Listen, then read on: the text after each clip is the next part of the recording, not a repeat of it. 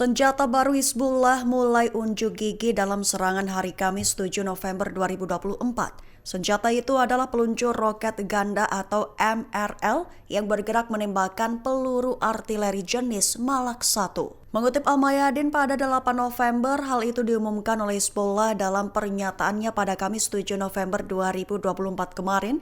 Dikabarkan Hizbullah telah menembakkan 15 salvo roket ke lokasi dan permukiman Israel dengan senjata baru tersebut. Selain itu, Hizbullah juga terlibat konfrontasi langsung dengan IDF yang berusaha maju ke desa-desa perbatasan, melakukan pemantauan lalu menyergap dan membunuh pasukan infanteri Israel yang berusaha maju ke kota Yaronvi. Hizbullah juga melakukan penargetan ke pangkalan militer El Yakim dengan salvo roket berpemandu presisi, serta melakukan serangan kedua pada pangkalan Angkatan Laut Stella Maris juga ke pangkalan di Haifa lainnya. Dikabarkan segala operasi pada Kamis 7 November kemarin masih merupakan serangkaian dari operasi Khaibar Hizbullah. Brigade Al-Qassam sayap militer Hamas dikabarkan telah menghancurkan kendaraan tempur hingga pasukan IDF meledakkan alat peledak rakitan dengan muatan bom Shawash di wilayah Gaza Utara. Mengutip Al-Mayadin pada 8 November, hal itu diumumkan oleh Hizbullah pada Kamis 7 November dan serangan telah terjadi pada Rabu 6 November 2024. Lebih tepatnya, Al-Qassam mengklaim berhasil meledakkan alat peledak rakitan anti-personil dengan muatan bom Shawash terhadap pasukan infanteri Israel, tepat setelah pasukan tersebut memasuki sebuah gedung dekat Rumah Sakit Kamal Adwan di Gaza Utara, menewaskan dan melukai tentaranya. Selain itu, Al-Qassam juga meledakkan 2 muatan Yashin 105 terhadap sebuah pengangkut personil lapis baja Israel dan sebuah bulldozer D9. Lokasinya berada di sekitar bundaran barat lingkungan Al-Qaza di Bet Lahia, Gaza Utara. Sebuah tank Merkava 4 Israel di dekat stasiun Kazandar juga masuk dalam daftar incaran, hingga akhirnya Rampur milik Israel itu berhasil dibakar, menewaskan dan melukai awaknya. Pasukan Israel dikabarkan telah mundur dari wilayah Jenin dan Tulkarim. Hal itu terjadi akibat dari faksi perlawanan Palestina memberikan serangan langsung kepada mereka. Mengutip Al-Mayadin pada 8 November, aksi itu telah terjadi pada Kamis 7 November 2024 kemarin. Lebih tepatnya, Brigade Al-Quds Tulkarim bersama dengan para pejuang sipil Palestina secara langsung berhadapan dengan tentara Israel di beberapa poros tempur dan terlibat dalam baku tembak sengit. Selain itu, Brigade Syuhada Al-Aqsa juga menghadapi pasukan pendudukan yang menyerbu, berhasil menyerang secara langsung serta menimbulkan korban di antara pasukan Israel. Perlawanan juga menghadapi agresi Israel dengan berani, yakni menghujani IDF dengan peluru dan granat, serta menjalani pertempuran sengit di berbagai poros tempur di kota Tulkarim dan kedua kampnya, yaitu Kamp Nur Syams dan Tulkarim, ditambah mendapat serangan langsung di antara barisan IDF yang pada akhirnya memaksa mereka mundur. Iran menegaskan akan tetap meluncurkan serangan ke Israel, mengklaim bahwa kemenangan Donald Trump dalam pemilihan Presiden Amerika Serikat tidak berdampak apapun. Mengutip Tribun News dan Ynet pada 8 November, hal itu diutarakan oleh Wakil Kepala Korps Garda Revolusi Iran atau IRGC, Ali Fadavi. Lebih tepatnya, Iran dikabarkan telah mengulangi ancamannya kepada Israel, meminta bersiap menghadapi serangan besar yang akan mendatangi mereka. Fadavi mengklaim bahwa Zionis tidak memiliki kekuatan untuk menghadapi Iran, serta ditegaskan bahwa Israel harus menunggu tanggapan Iran dengan depot senjatanya yang cukup banyak. Ancaman itu dilontarkan pemerintah Iran sesaat setelah Donald Trump mengklaim kemenangannya sebagai presiden terpilih Amerika Serikat.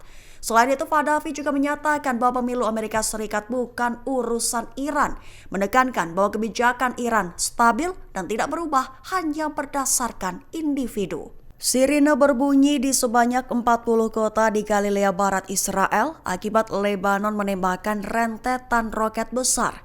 Mengutip Tribun News dan Al Jazeera pada 8 November, kabar itu menurut pernyataan dari Radio Angkatan Bersenjata Israel.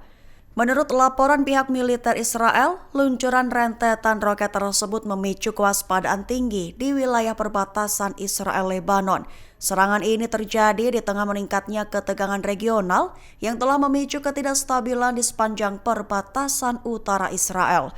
Bahkan warga yang tinggal di kawasan terdampak segera diarahkan untuk berlindung di tempat aman. Dilaporkan, masyarakat yang terkena dampak termasuk pemukiman Kiryat Shmona dan sekitarnya, serta kota Naharia dan kota-kota di sekitarnya. Perlu diketahui saja, akun Quds di X membagikan video berdurasi 1 menit lebih 9 detik terkait agresi tersebut. Terlihat langit berwarna biru cerah ketika roket terlihat melesat membelahnya. Terdengar suara sirine peringatan mengaung dengan keras sebelum dentuman terjadi. Sebanyak 50 rudal Hizbullah dikabarkan meledak di Avivim, Israel Utara. Diketahui hantaman rudal itu menyebabkan beberapa bangunan dan kendaraan terbakar hingga porak-poranda. Mengutip Tribun News, pada 8 November, IDF merilis pernyataan yang merinci korban dari rentetan roket pada Rabu 6 November 2024. Pernyataan itu mengatakan bahwa ada seorang tentara IDF tewas. Ia diidentifikasi sebagai Sersan Ariel Sasonov 20 tahun dari Batalion Teknik Tempur ke-605. Selain itu, sebanyak 3 tentara lainnya dikabarkan terluka ringan dalam serangan.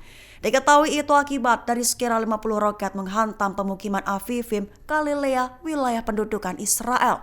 Terlihat dari video yang beredar di media sosial, menunjukkan api yang berasal dari ledakan rudal membakar sejumlah bangunan. Tampak juga kondisi di lokasi ledakan rudal porak-poranda.